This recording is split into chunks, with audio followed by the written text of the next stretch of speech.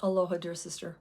You know, if you're feeling a shift within you, like something old has ended and something new is calling, but you're not sure what that is yet, this message is for you.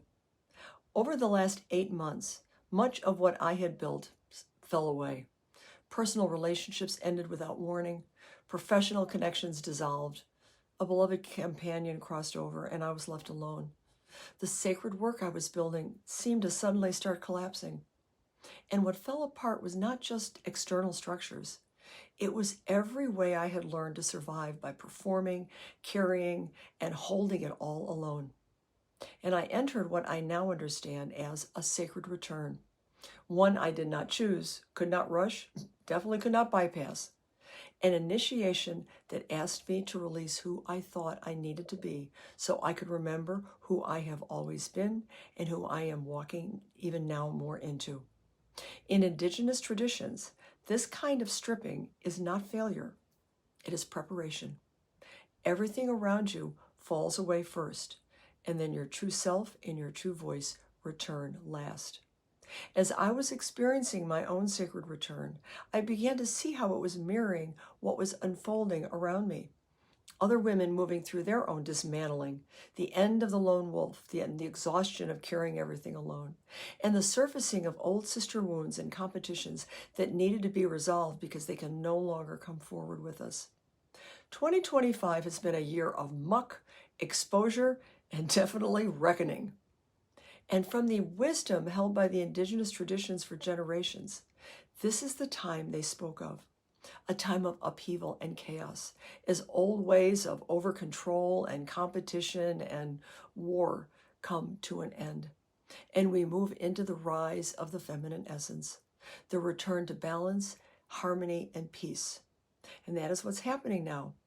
Women are beginning to hear the call within, to return home to their true selves, individually and together in community. This is what can be called the future feminine.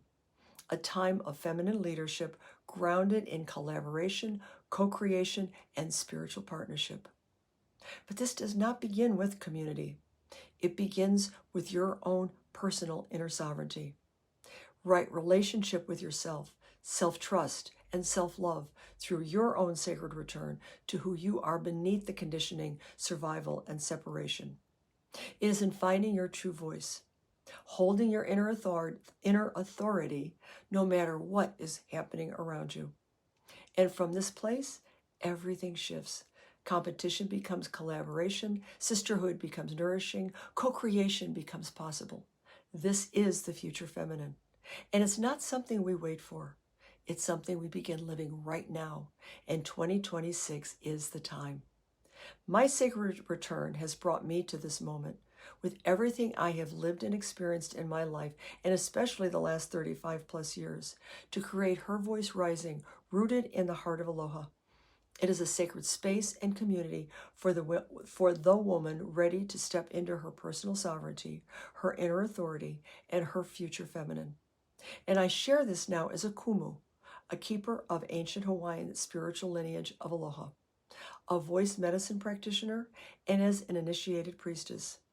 And my purpose is clear, to guide each woman in her own sacred return, back to herself first, and then into authentic spiritual partnership with other women.